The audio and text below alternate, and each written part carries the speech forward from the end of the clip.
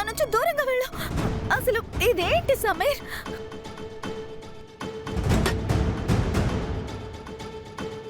మర్చిపోయావా? పూజ జరిగే టైంలో నిన్ను అక్కడ ఉండనివ్వండి అన్నాను కదా. నేను నీకు చెప్పాను కదా, పూజ జరిగేటప్పుడు నన్నెవరూ అక్కడికి వెళ్లకుండా ఆపలేరు అని. నువ్వు కూడా ఆపలేవు.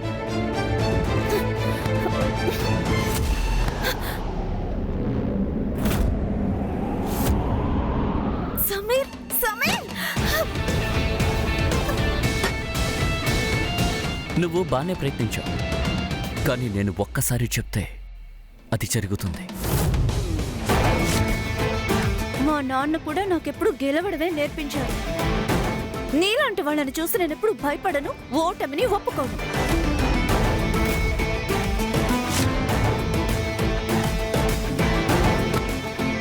జరుగు సమీర్, తప్పుకో. సమీర్, తప్పుకో. పొగరు కాస్త తగ్గినట్టుంది. ఇప్పుడు నువ్వు పూజలో ఎలా పాల్గొంటావు?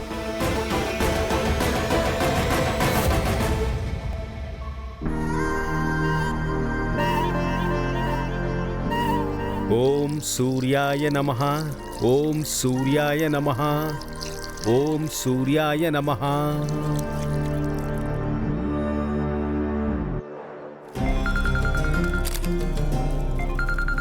ప్రేమ్, జైసల్మేర్లో ఉన్న మన బిజినెస్ పార్ట్నర్ ఫోన్ చేస్తున్నారు. ముఖ్యమైన కాల్, ఇప్పుడే వస్తారు.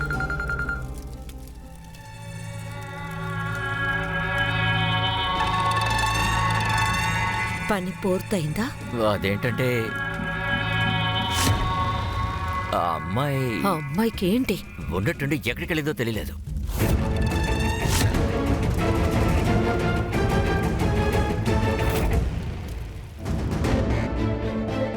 నీకు టెక్ ఎక్కువ అనుకుంటా.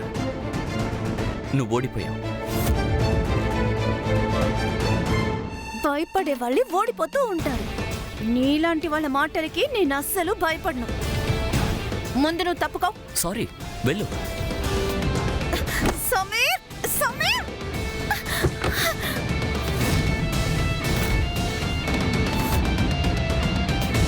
సమీర్, సమీర్, ఏం చేస్తున్నావు? నన్ను వదలు. సమీర్, నన్ను బయటికి రానివ్వు. సమీర్, ప్లీజ్. సమీర్, సమీర్! ఏం వినిపించట్లేదు? ప్లీజ్ సమీర్, ఇలా చేయొద్దు. డోర్ ఓపెన్ చేయి. అక్కడ కాదు, ఇక్కడ కూర్చుని మీ నాన్న పదవి స్వీకారాన్ని ఎంజాయ్ చేయి, ఓకేనా? నో, నో, నో, వద్దు, వద్దు సమీర్. డోర్ ఓపెన్ చేయి ప్లీజ్. సమీర్, సమీర్!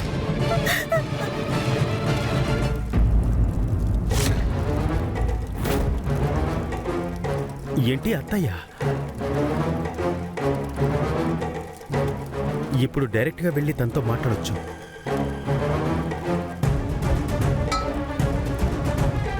అత్తయ్య, అదృష్టం కొద్దీ మీరు ఇక్కడికి వచ్చారు. మీతో ఒక ముఖ్యమైన విషయం గురించి మాట్లాడాలి. అత్తయ్య, మీకు తెలీదు, మీ వెనకాల ఎంతో జరుగుతోంది. మన పెద్ద ఆయన, వదిన, ఇంకా ప్రతాప్ అందరూ కలిసి ఆల్కహాల్ ఫ్యాక్టరీ ఓపెన్ చేద్దాం అనుకుంటున్నారు. నేను కావాలని వాళ్ళ మీద నింద వేయట్లా. బాగా ఎంక్వైరీ చేసిన తర్వాతే నేను మీతో ఆ విషయం చెప్పడానికి వచ్చా.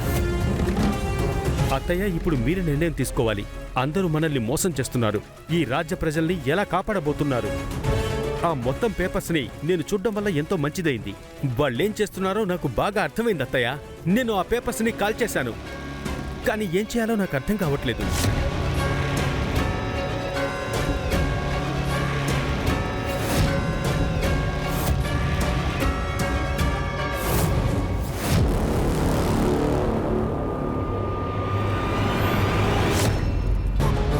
అన్నా, మీరా? ఏంటిది?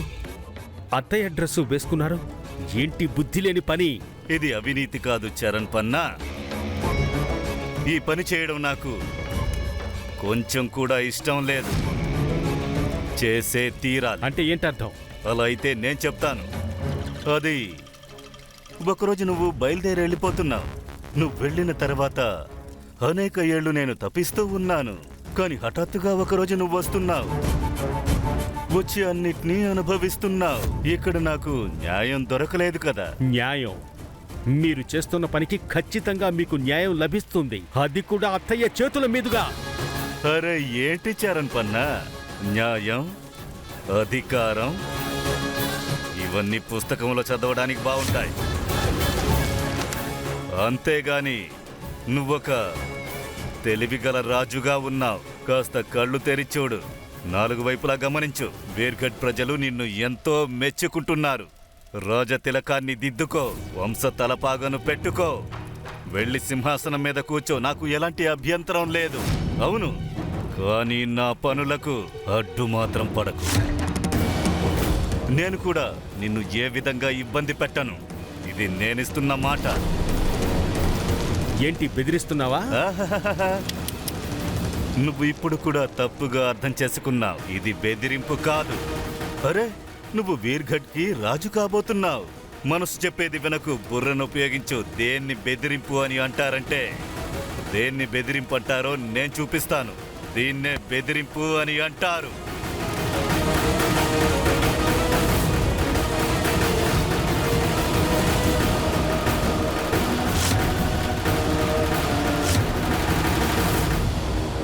అవేక్!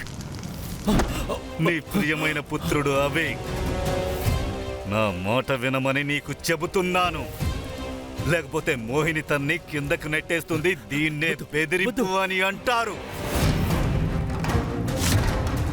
లోపల పూజ జరుగుతోంది కదా, కానీ ఒక విషయాన్ని నువ్వు గమనించలేదు. పూజ జరుగుతున్నప్పుడు నీ ప్రియమైన కూతురు ఎక్కడుంది? సైనవి, దీన్ని ఏమంటారు? దీన్నే బెదిరింపు అంటారు. నీకు అర్థమైందా?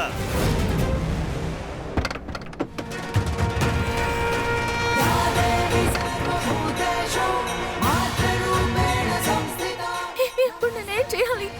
ఏం చేయాలి? ఎవరైనా నన్ను కాపాడండి! ప్లీజ్ ప్లీజ్ డోర్ ఓపెన్ చేయండి! ప్లీజ్ ఓపెన్ చేయండి! నా పిల్లలకేదైనా జరిగిందంటే నిన్ను ప్రాణాలతో వదలను. ఇలా చూడు చరణ్ పన్నా, కాస్త గమనించు. నేను నిర్ణయించుంటే ఎప్పుడో అన్నిటినీ ముగించి ఉంటాను, కానీ ముగించలేదు కదా. ఎందుకో తెలుసా?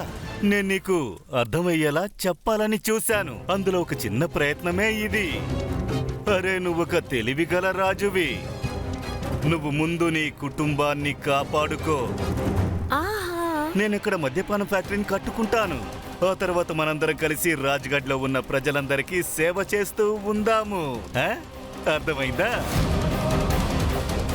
అసలైన రాజు ఎవరంటే త్యాగం చేయడానికి వెనకాడడు. తన ప్రజల్ని రక్షించడానికి, తన ప్రాణాల్ని పణంగా పెట్టడానికి సిద్ధమవుతాడు.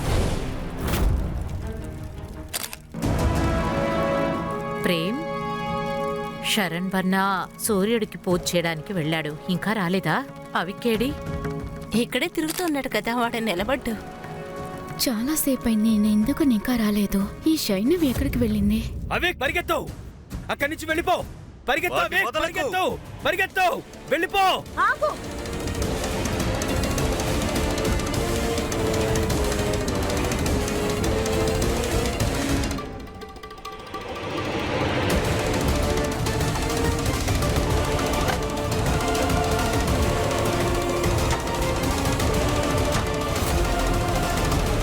నా బిడ్డలే నాకున్న బలం.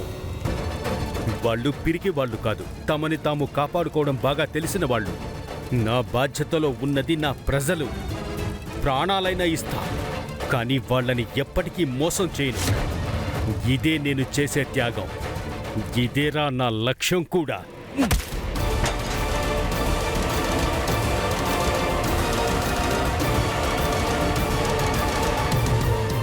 జై దుర్గమ్మ తల్లి!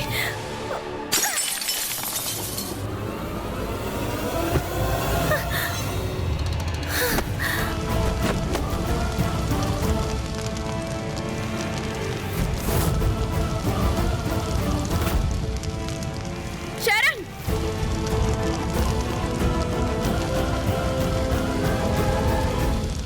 శరణ్! దగ్గరికి రాకు! శరణ్!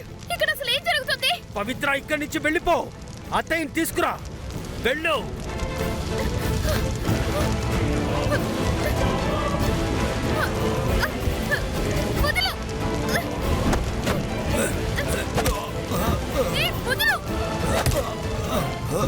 వైభవం జోలికి రావడం నువ్వు చేసిన తప్పు.